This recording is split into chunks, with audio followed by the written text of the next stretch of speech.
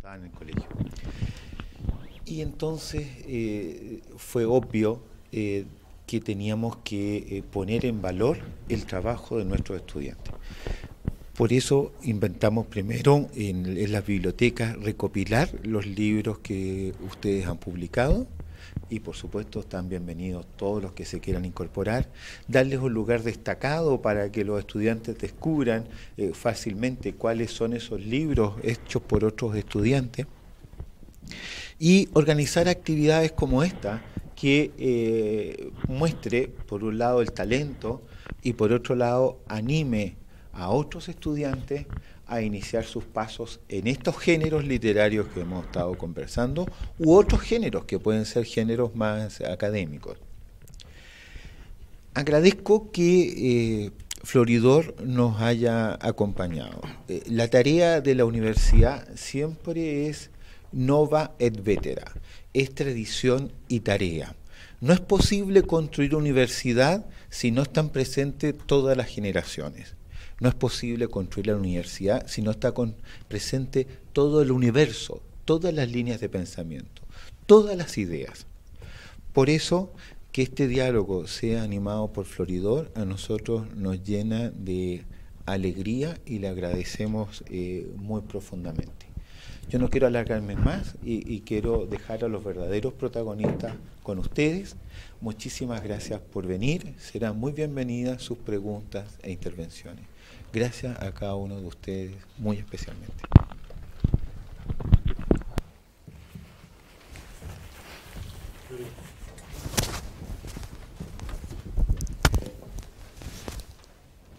Muy buenos días.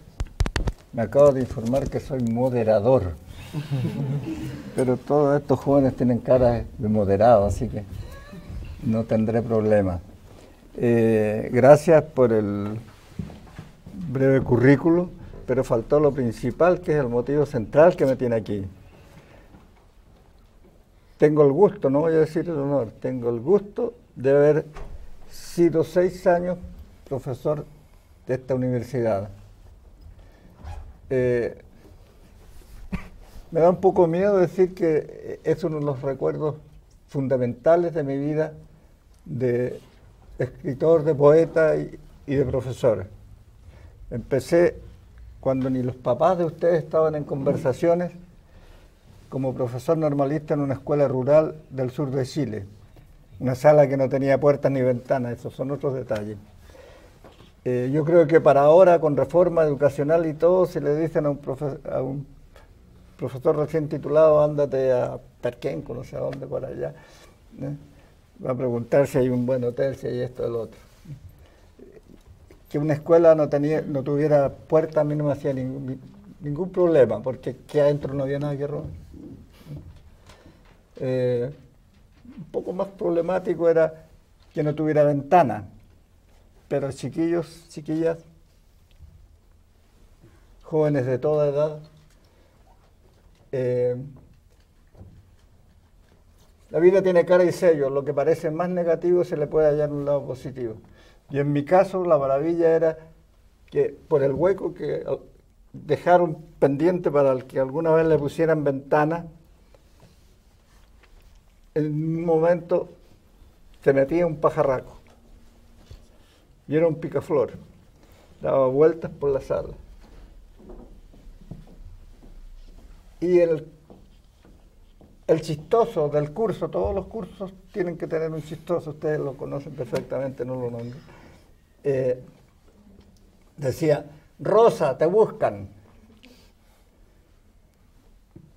Margarita, te buscan. Violeta, te buscan. Hortensia, te buscan. Porque harto pobre era mi escuela, pero nunca faltó una flor en mi sala de clase. De allí, vueltas de la vida, que la rueda del destino de que hablan se vuelve loca, va para adelante, para atrás, para los lados. Llegué con Barbalá. Ahí fui profesor de liceo. Hice clases de primero a cuarto medio. Luego llegué a Santiago, trabajé en un preuniversitario, después estuve en la Universidad Andrés Bello, en la Universidad de Chile, en la Escuela de Derecho. en la Católica, en la Facultad de Letras por primera vez, y los últimos años en esta universidad. Aclaro que no me echaron, sino que se acabaron las carreras. Y permítanme ustedes que son periodistas, una simple anécdota, pero que tiene mucho significado. Yo he contado que en los últimos meses de trabajo aquí ya no existía mi carrera ni mi curso. Me llamaban a hacer mi curso. Me moría de vergüenza cuando pasaba por contabilidad, contar mis cheques. Pasó también en la sede de Viña. Yo hacía un semestre aquí y otro allá. Porque tenía 2 alumnos en la sala. Se habían terminado las carreras. Pero de repente llegaba un chiquillo, una chiquilla que venía de Europa, de Francia, de cualquier lado, y se presentaba y decía, mire, me faltan un curso. Ah, le falta un curso, no es problema, ya había hace 5 años y ya no venía. Y le ponían un curso, le ponían un profesor y hacíamos clases como correspondía.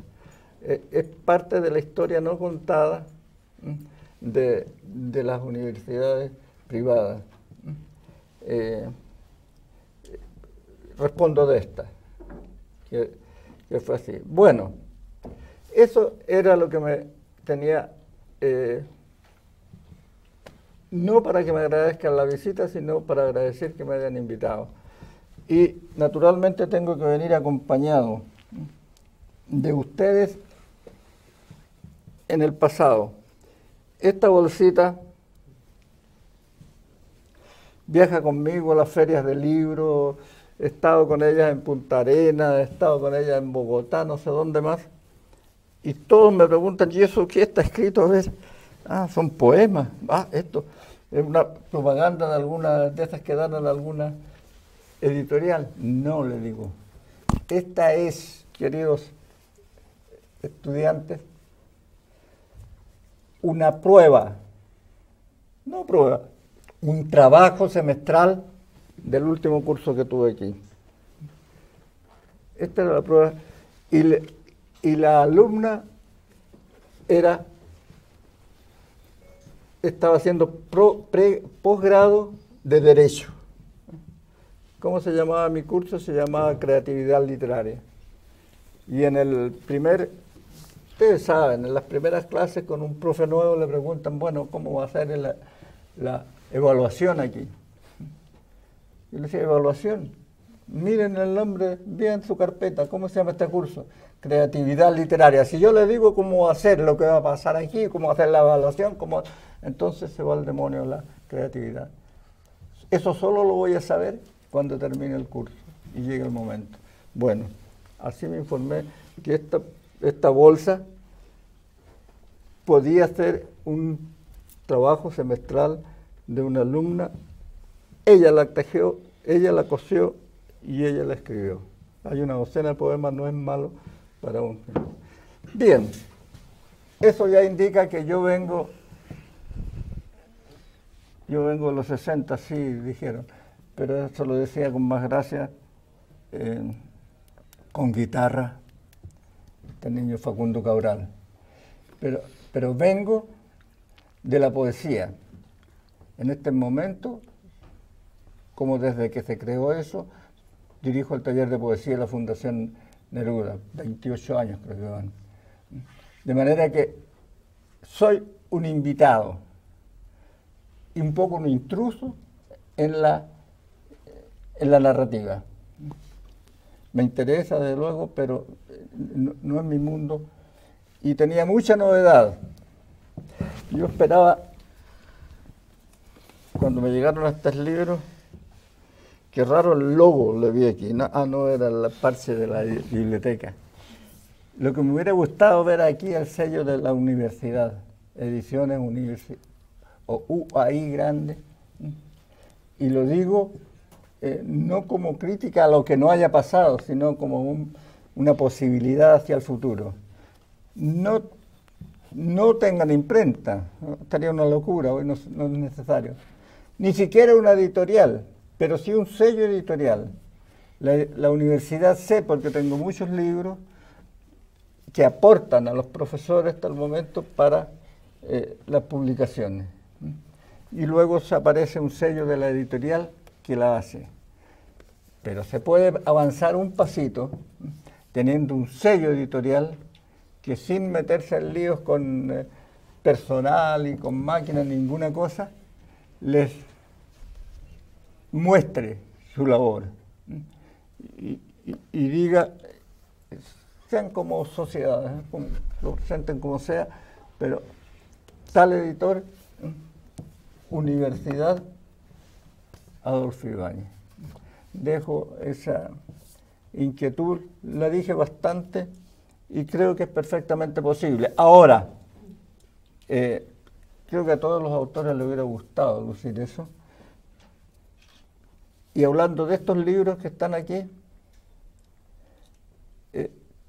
debo aclarar lo siguiente. Salvo uno que era de cuentos relativamente breves, por supuesto, esto lo recibí hace unos días y cuando estamos todos metidos en estos compromisos de Día del Libro, no voy a cometer la imprudencia de decir que los haya leído. Pero sin embargo los pedí porque quería verlos materialmente, que por lo menos fuera. Esto corresponde además, se legitima por la tradición rural de la cual provengo en gran medida. A veces tú nace un chiquillo, tú no eres ni el papá, ni el tío, ni el cuñado, ni el suegro, ni el padrino, pero vas invitado al bautismo. A eso vengo yo. Más que un moderador, soy un invitado al nacimiento, a presenciar gozosamente el nacimiento de estos libros de ustedes, que tienen una curiosidad en la historia de la literatura. Cabrería, ya saben que soy un guaso, antes era guaso del campo, ahora soy guaso santiaguino. Juventud que entra en la literatura por la puerta de la narrativa. Los grandes narradores tradicionalmente entraron por la puerta de la poesía. Prácticamente todos, Manuel Rojas, Nicomedes Guzmán, en fin. Así que ustedes están asumiendo desde ese punto de vista. Lo que se da también es el cambio de domicilio. Ahí sí que es a favor de la narrativa. En el taller de poesía de la Fundación, en los 28 años, varios se han escapado hacia la narrativa, lo que no nos molesta en absoluto. Alejandro Zambra comenzó como poeta, y Sergio Gómez y otros que se me olvidan. De manera que esto no es una población donde haya que pedir pasaporte para pasarse a la vereda del frente. Todas esas cosas me tienen muy feliz de que esto esté ocurriendo y por eso acepté esta invitación y ahora me alegro de haberlo hecho porque ver una sala llena de, en mayoría parece son futuros periodistas y más con televisión, bueno, hay esperanza hacia adelante. La televisión en un momento descubrió un programa que les dio mucho rating, como llaman esta cuestión, que era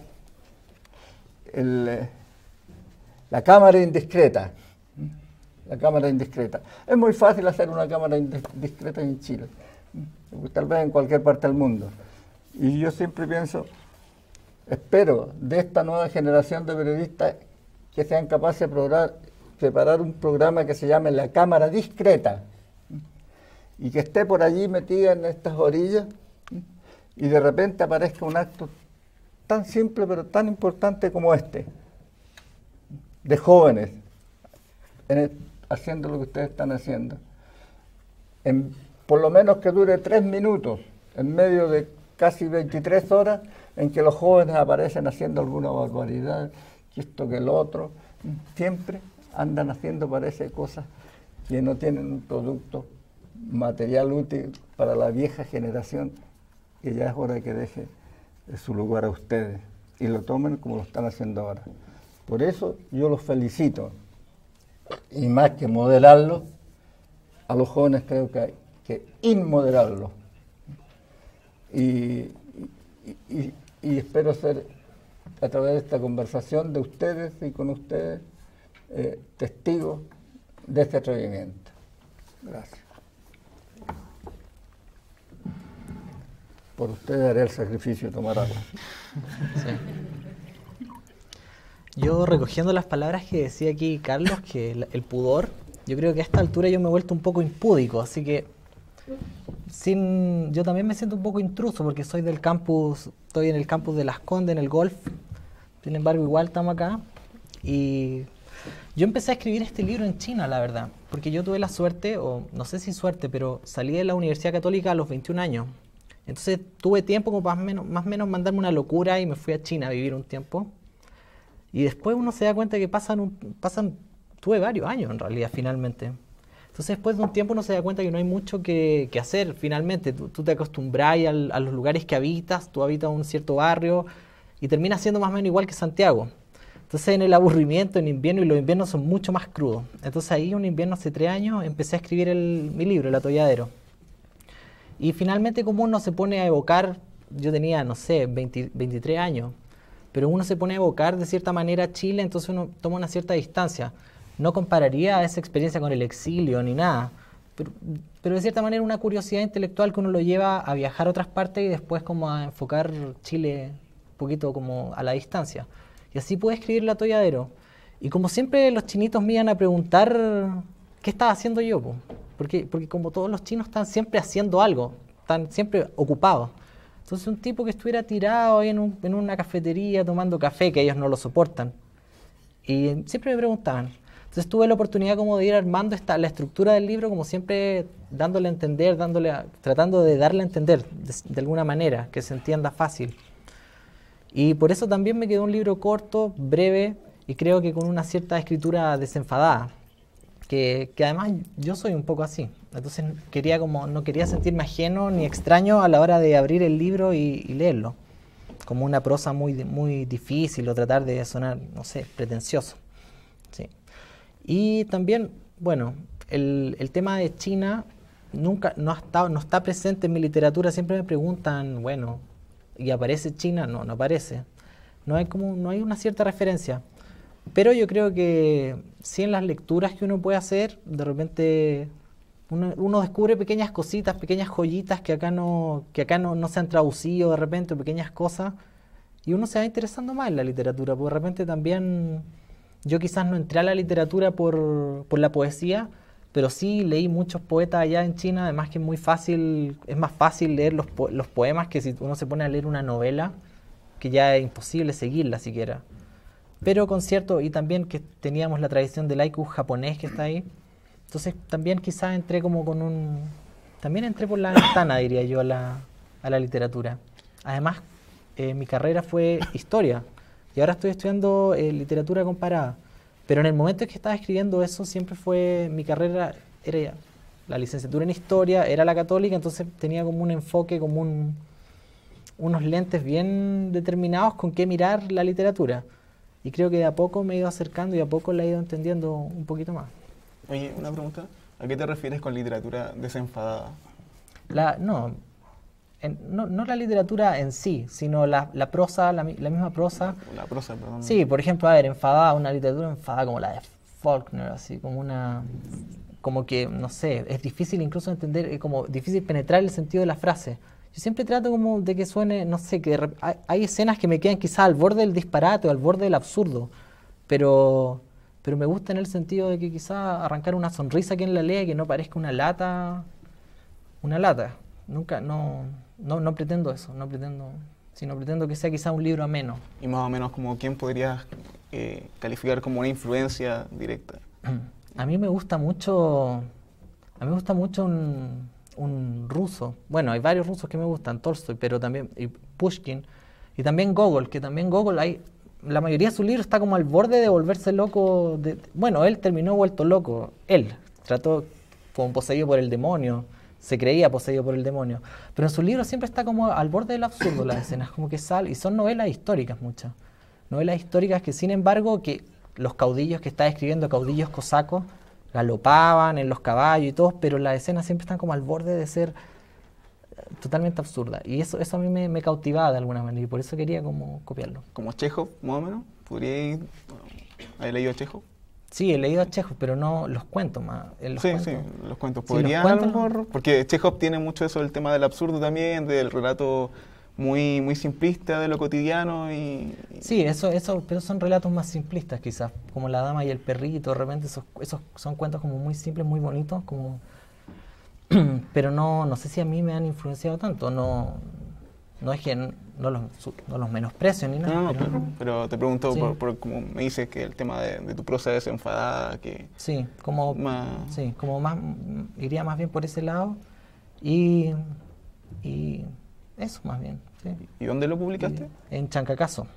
Sí.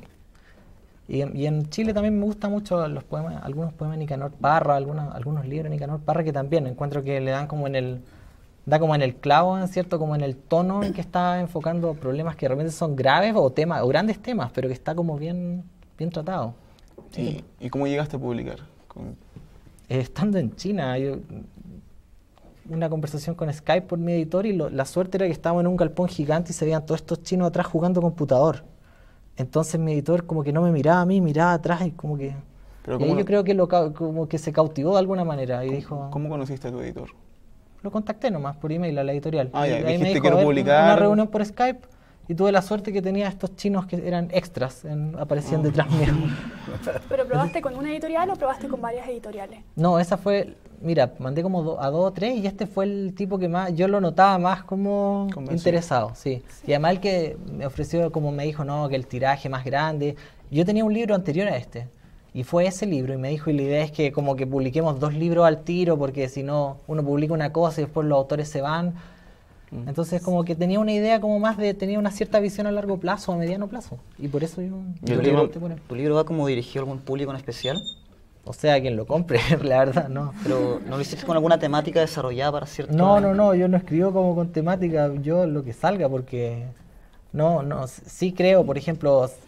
Se lo he pasado a mi abuelo y mi abuelo no sé, o sea, me dice está muy bueno, pero yo sé que no es como el público objetivo del libro, claro, sino que es un libro como más una novela casi juvenil o más juvenil y... Es que al final uno escribe desde uno para el resto, pero siempre enfocado, cuesta mucho más enfocarse a otra edad que a la de uno mismo. Claro, sí. Y de repente, y es una crítica que yo le hago a Alejandro Zambra ahora, que quizá... él siendo joven, armó personajes jóvenes y todo, y quizás todavía le falta dar el paso ahora como avanzar a quizás como a un autor más maduro, de personajes más maduros quizás, como uno va a esperar eso. Pero lo que me interesa, fíjate, en eso, entre la madurez y la juventud del autor, él agarró un tema que no estaba, tal vez tocado de paso, pero no lo anunciaba como un problema real de ustedes. ¿Y cuál es ese? El de los padres criando hijos. Es un asunto muy importante.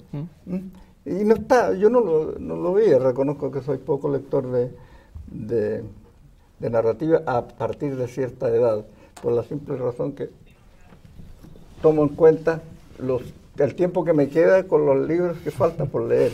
Pero hay una cosa interesante en lo que dijiste, me interesó a mí por lo menos y creo que a muchos también, cuando citas a Parra, el cruce de la narrativa, lo que hay de narrativa en la poesía y lo que hay de poesía en la narrativa es muy importante. Un ejemplo clásico es Bolaño. Bolaño dice, es Parra, para él, Parra lo hizo como escritor, Parra es el gran escritor, en fin. Y eso ha pasado siempre. Bueno, Bolaño nació como poeta en realidad. Sí, pues él había fundado en México su... Sí, pero antes de eso está publicado en Chile, mucho antes que eso. Sí. Yo tengo un libro firmado por él, no viene al caso, pero sí viene, porque debe ser del 85. Y me lo mandó de allá donde estaba. ¿Por qué? Porque él es de Mulchen, su mamá era profesora, colega mía en Los Ángeles, en fin, por distintas razones. El vínculo siempre se da. Y hay una lectura que es mala, no es que la esté aconsejando, ese debe ser el mío, pero no lo sé hacer callar. Por eso lo guardé allá, pero le bajé el volumen de haberle sentado a otro aparatijo. Bueno, el hecho es que en el tiempo cuando los chanchos volaban, más o menos cuando yo tenía la edad de ustedes, era obligatorio andar con un libraco de Cortázar debajo del brazo. Y tenía un mapa para leerlo, empezar este capítulo al carajo, sencillamente. Yo lo he leído siempre, a todos los narradores lo leo como poesía, sin traicionarlo, pero eso. Por ejemplo, ¿qué versos? Son prosa, pero yo diría versos inolvidables de Rayuela. Lloraba como llora ella, con toda su cara horrible y maravillosa, por ejemplo. Del otro que había que andar trayendo por obligación, 100 años de soledad. Cuando la esposa dice, el mundo era tan reciente que para designar las cosas no tenían nombre y hay que indicarlas con el dedo. Carajo, eso es un poema. Aunque yo creo que también hay excepciones. Bueno, todo mi ejemplo, yo jamás leí poesía en mi vida. Jamás. Pero eres joven, tienes tiempo para remediar ese grave pecado antes pero de la llegar verdad al cielo. la verdad es que después de en mis libros hay cierta, siempre uno trata de pulir su prosa, siempre trata de que lo que uno escribe suene bonito y usar paralelismo, pero la verdad es que en mi caso jamás fueron poetas, siempre fueron escritores o novelistas. Y creo que dichos novelistas tampoco estaban muy influenciados por la poesía. Y lo digo porque escribo desde bastante chica, escribo desde los 7 años. No sabía escribir bien a mano porque todavía tenía falta de ortografía, escribía la M como una W, escribía las A al revés todavía. Pero tenía un computador antiguo. Mi papá tenía esta como obsesión con la tecnología, entonces en mi casa siempre había un computador, un Windows 93 en ese tiempo era, un 97.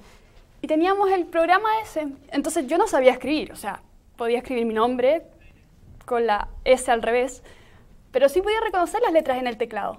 Entonces iba, y mi primer cuento se llamaba El cumpleaños de Pegaso, todavía lo tengo, tiene una plana en Word, Comic Sans, con hartos colores, letras como esas que como que cambiaban de color de verde a rojo.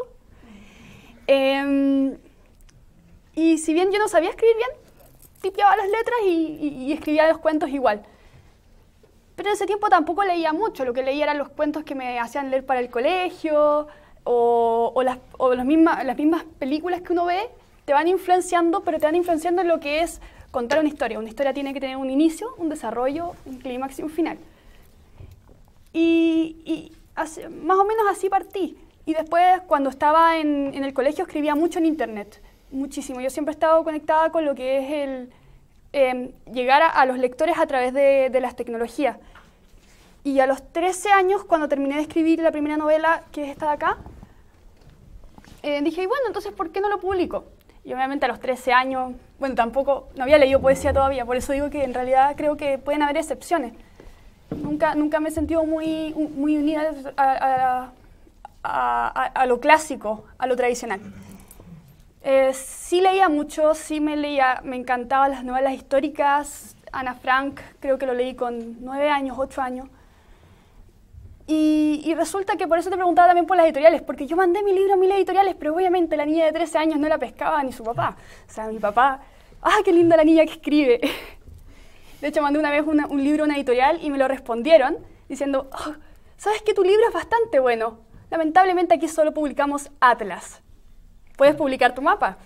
No puedes publicar una novela. Y fue harto de tocar puertas, especialmente por la barrera de la edad. Y después de harto pulir de la literatura, de harto también de autocrítica. Porque uno a los 13 años piensa que todo lo que uno hace está bien y todo lo que uno hace tiene la razón y todo está bien. Y que te digan, no, sabes que tienes que cambiar este capítulo porque tú le cambiaste el nombre a este personaje, en esta página se llama Juan y en esta página se llama Pedro, y no sé si es otro personaje o es el mismo. Bueno, después le pones Juan Pedro para para que no tengas que cambiarlo en todo el libro. Son cosas como que uno tiene que traspasar y que te van puliendo en tu carrera. Y por eso para el segundo y el tercer libro fue más fácil. Uno va mejorando con cada libro, no sé si se dan cuenta, pero este es como delgadito, este es un poco más grande y este es como... y volviendo al tema, uno puede ir mejorando su prosa, pero son diferentes las técnicas y son diferentes las formas en que uno se construye como autor. Pero eso de los cambios no es tan grave, porque en Agatha Christie, yo confieso nunca la he leído, pero sí, por ejemplo, yo sí el comucheo sí se sabe que de repente un personaje se sube a la puerta por de atrás del taxi y después te baja por la de adelante. A mí me encanta, porque eso es lo mismo que pasa en las películas.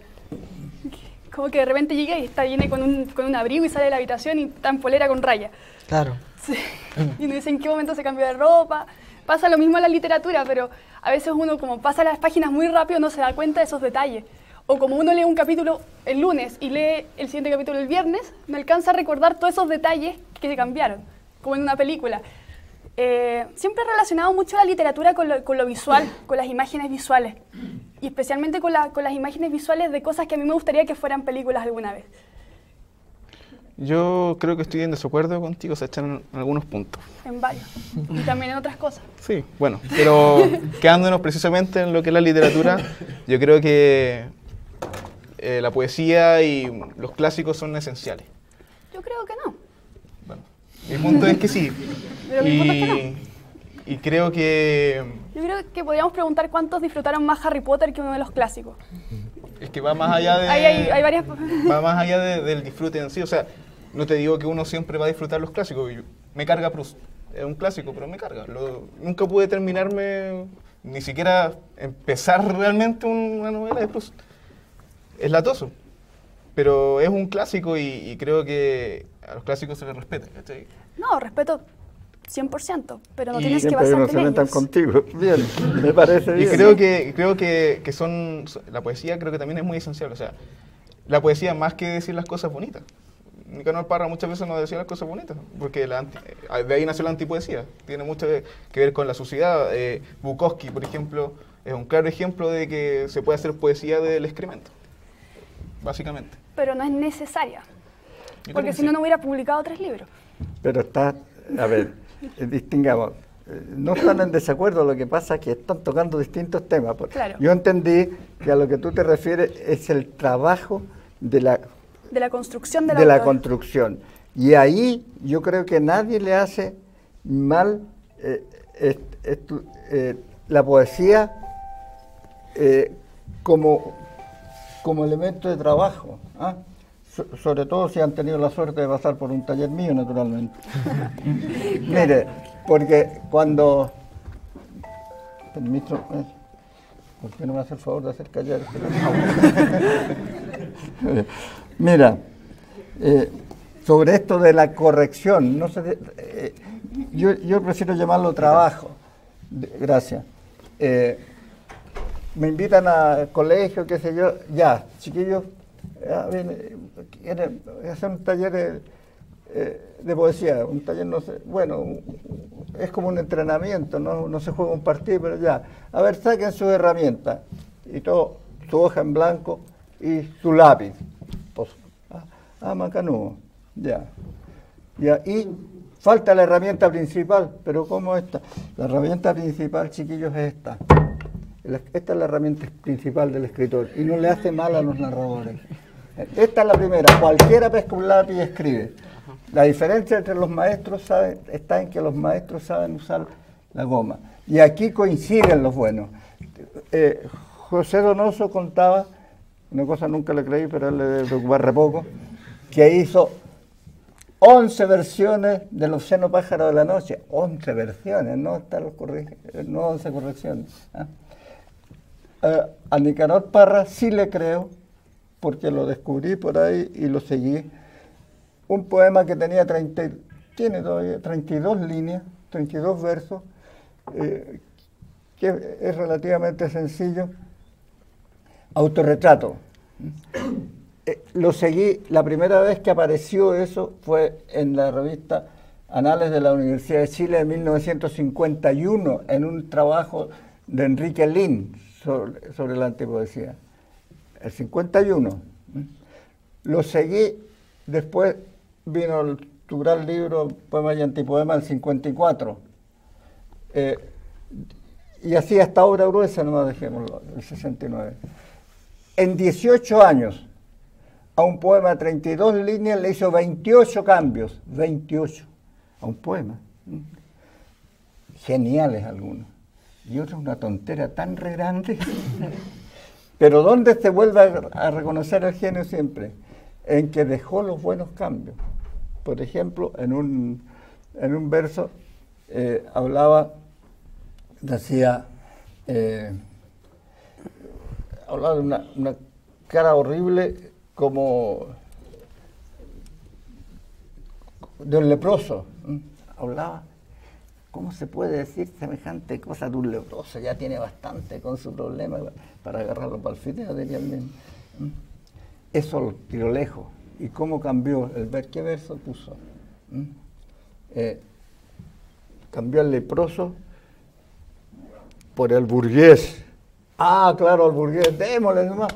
¿Quién lo va a defender aunque no queremos otra cosa que ser burgués y estar tomando un traguito?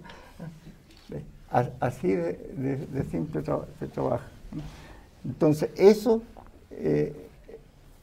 yo creo que en la parte del trabajo no hay inconveniente en emplear la metodología, trasladar la metodología de un narrador a un poeta y viceversa.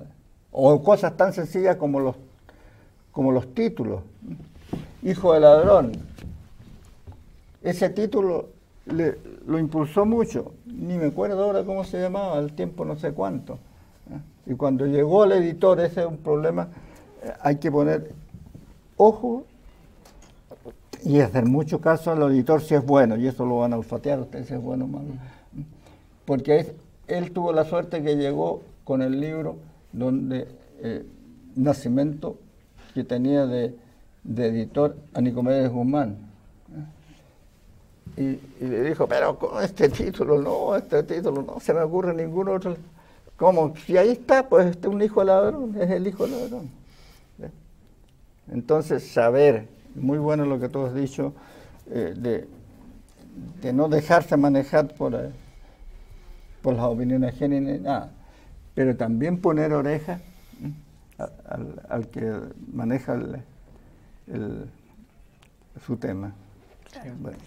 De hecho, eso sí, uno tal vez de los impedimentos que yo he tenido, porque bueno, yo soy, digamos que soy quien no ha publicado el libro, y es porque he tratado de buscar editoriales, pero tengo igual en parte un miedo a que se cambie como el esquema general que tengo, porque bueno, yo lo que hice es un libro igual corto, no creo que supere 17 páginas extendidas en un Word, pero en el formato que lo quiero presentar es un libro más pequeño, de manera que sea como más fácil para el lector, ya que sea una lectura bien entretenida. Y tengo miedo como que se cambie como todo eso que yo he tratado de enfocar en que como decirlo, como el alma del libro, que me lo pueda cambiar un editor. Claro, pero el alma no se la va a cambiar nadie. Porque ahí uno tiene que jugar entre lo que tú quieres, entre lo que tú consideras que es la esencia de lo que tú estás publicando y lo que tú consideras que es la forma en que lo estás publicando. Porque muchas veces nosotros no queremos cambiarle nada a nada porque consideramos que está bien, pero nos olvidamos que son otras personas los que lo van a leer. Un buen editor nunca le va a cambiar la esencia, te va a dar directrices para que la gente pueda entender mejor lo que tú quieres decir. Y en el caso a mí me ha tocado borrar capítulos enteros. Bueno, en los dos últimos especialmente podrían haber sido el doble de grandes si yo me hubiera ido a empezar a contar la historia del primo, contar la historia del tío, o creo que tenían como cuentos entre medio. Y todo se fue. Pero la verdad es que uno lo lee y se sigue leyendo a sí mismo. No estás leyendo a tu editor metiendo mano en lo que tú estás haciendo. Un buen editor lo que va a hacer es simplemente decir, mira, esta es la idea que tú quieres expresar, pero quizás la podrías decir de otra forma para que la gente que lo va a leer, que al final tu objetivo es que la gente lo lea, ¿no? Como expresar una idea, lo entienda de la manera que tú lo quieres decir y no entienda o no se enrede con tus palabras. Claro, pero además te queda la otra. Es buena tu posición y es buena la experiencia que te cuenta. O sea, como en la práctica. Pero en este caso, si te cambian el alba, lo que te queda es pescar tu borrador y mandarte a cambiar con él por otra parte. Claro. No, O sea, editoriales hay muchas. Claro, si cedes ahí, está frito. Mira, creo que, como decían, si un buen editor justamente te va a ayudar a encontrar precisamente lo que tú quieres decir y a lo mejor que no sabes qué quieres decir. En mi caso, por ejemplo, yo llegué a Emergencia Narrativa el 2011. Había empezado a escribir ya en la media y ya cuando salí del colegio decidí que quería publicar. El 2011 entré a la UPLA a estudiar periodismo y comencé a buscar, a hablar con profesores, empecé a hinchar a cualquier persona que se presentara por delante, preguntarle si conocían alguna editorial o algo así. Hinché a un profesor, lo hinché durante los 3 meses que estuve en la UPLA, hasta que un día, ya aburrido, me dijo, ya ven, tal día fui y no estaba, y cara de palo fui y me metí a la oficina. Le dije, profe, usted me dijo que me iba a ayudar. El profe se puso a leer los cuentos que tenía, todo bien, ok, le gustaron, me dijo, ya, toma. Y me dio 3 direcciones, 3 correos electrónicos. Mandé los mails y solamente hay 2 que me contestaron. Ya me habían dado otras editoriales también y no me habían contestado. Después me contestaron 2. Me dijeron que una no estaba funcionando y la otra creo que me pedía no sé cuánta plata para publicar. Yo no tenía plata. Y al final me contestó Eric Carvajal de Emergencia Narrativa y me citó a su oficina. Me dijo, ya, ¿tú quieres publicar? Sí, ¿qué quieres publicar? Me preguntó. Y yo le dije, quiero publicar un libro de cuentos con poemas. Estupidez, cuentos con poemas. No sabía nada en realidad. Y me dijo, bueno, esto no funciona así. Me empezó a explicar cómo funcionaba el asunto y le pasé la selección de cuentos que quería publicar. Y empezó a leer y claro, no tenía mucho sentido lo que quería hacer. Él me dijo que tenía talento, me dijo que tenía habilidad, etcétera, etcétera. Pero que estaba a la deriva. Mi libro no tenía ningún punto, no tenía un nicho tampoco, no tenía un objetivo, no tenía un tema en común. Y eso empezamos a trabajar. Un conflicto que tiene que tener todo. Bueno. Claro, y eso fue el 2011. Después hubo mucho atado porque en realidad el mundo literario es súper oscuro. Cuando te empiezas a meter más a fondo, con otros escritores, con otros editores, etc. Y tuve varios problemas. Me estafaron con la edición de un libro, etc. Hasta que, incluso estaba yendo a un taller de poesía con un autor que se llama Claudio Faunde, no sé si lo ubica usted, porteño, y le mostré la poesía que estaba haciendo y me dijo que era patética, me dijo que era horrible y que no era impublicable. Entonces de ahí en ese momento decidí no escribir más poesía. Y estuve como 3 meses sin escribir poesía hasta que un día reventé y me puse a escribir lo que ahora es Mayday. Mayday lo publiqué en agosto del 2012, pero todavía no podía publicar el libro de cuentos que era mi principal objetivo. Recién el año pasado, el 2014, pude publicar el libro de cuentos, fíjese, del 2011 hasta el 2014. Todo ese tiempo trabajando. ¿Cuál es el libro? Este. Ah. Dando en el micro. Te confieso, este fue el único que me puse a leer porque era el que disponía de tiempo. ¿Ah? Y tienes tanta facilidad, tanta gracia como el que citas aquí, el Díaz Heterovich. El Díaz Heterovich. Y los 2 cuentos que leí, sobre todo el primero me parece, demuestra una destreza enorme, como que sabía exactamente, se nota cuando un autor ya sabe cómo tiene que hacer la frase subsiguiente a la que sigue. Tiene mucho, se puede hacer la parangón, no sirve mucho porque no hay muchos que lo jueguen, pero se parece mucho al ajedrez. El ajedrecista que no sabe lo que va a pasar, la jugada tercera, cuarta, quinta que viene antes de hacer una, está sonado, no llega ni una parte. Y fíjese que, perdón que lo interrumpa, No, pero, yo que te interrumpí. el libro, la idea se formó antes que los mismos cuentos. O sea, a raíz de los cuentos viejos que ya tenía, empecé con la ayuda de Eric, el editor, empezamos a formar más o menos qué es lo que yo quería contar.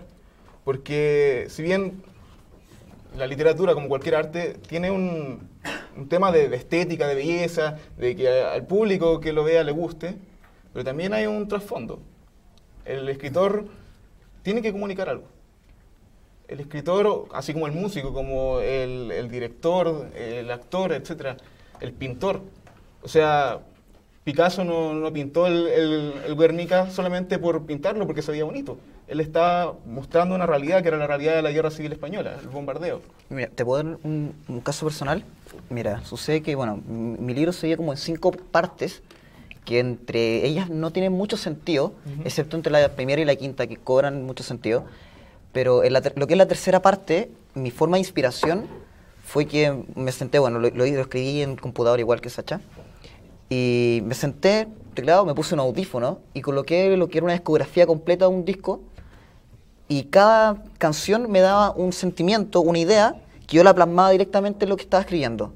Y así fue como fui desarrollando. Yo considero que el combinar tal vez artes para escribir algo es una muy buena forma de poder desarrollar algo, y casi todo el libro lo desarrollé en base a una idea que tenía en base como un sentimiento, una razón, como escribe cualquier persona, yo creo. Mira, al final de mi libro hay un tracklist también.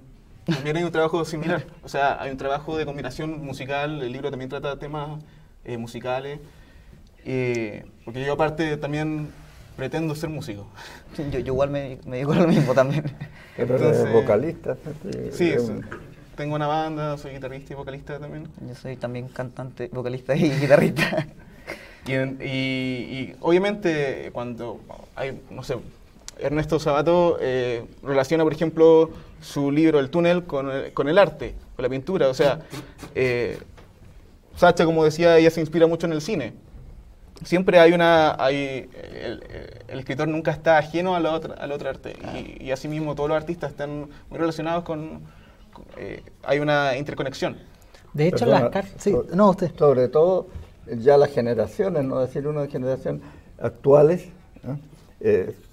Son inseparables del cine. Sí. Porque el cine, bueno, es un arte que digamos.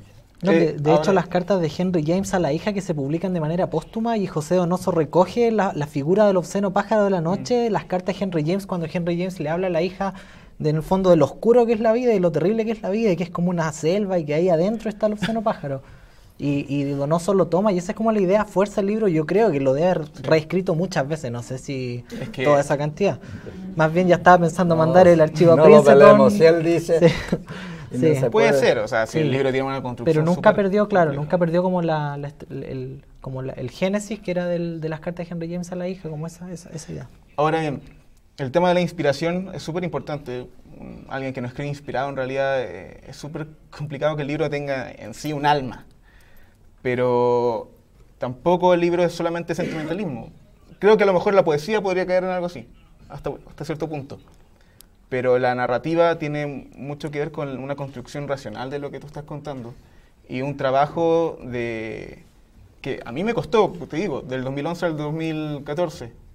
Todo ese tiempo poder construir la imagen del libro y qué es lo que quería plasmar. Que en realidad el libro básicamente es una pintura, es un Guernica. Es una pintura de un acontecimiento contemporáneo, actual. Yo creo que eso es una de las grandes trabas que pasa. Hay mucha gente que escribe y me ha tocado porque desde que empecé a escribir siempre he estado abierta para que me lleguen en cartas, mails, mensajes o personas que, por ejemplo, doy muchas charlas en colegios y en institutos. El lunes di una en el Liceo Nocturno y el martes en el Liceo Concón 2 veces. Y siempre se acerca alguien, siempre se acerca una persona que escribe.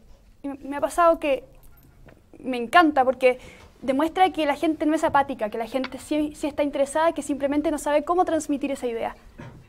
Y va mucho por lo que tú dices, que sí, hay una parte de inspiración que es muy importante, pero hay que diferenciar entre lo que uno lo inspira y el momento de inspiración. Porque es muy difícil como no es cosa de que yo me tomo una pastilla de inspiración y voy a escribir toda la noche. No es una cosa que uno le pueda dar en cualquier momento, sino que son como eventos o situaciones en las que uno siente que tiene mejores ideas o le vienen imágenes. Es muy raro, ¿no? Cada escritor es diferente. A mí me vienen como escenas que escribo o dibujo. Me gusta mucho dibujar. Pero la construcción de una novela es algo diferente, es algo que uno tiene que tomar un motivo de inspiración y ser muy constante y ser muy ordenado. Porque para escribir una novela de 100 páginas o de 200 páginas que tenga una sola línea y mantener al lector como más metido en la historia sin que se aburra o sin divagar mucho, necesitas saber lo que estás escribiendo, necesitas tener cierta constancia.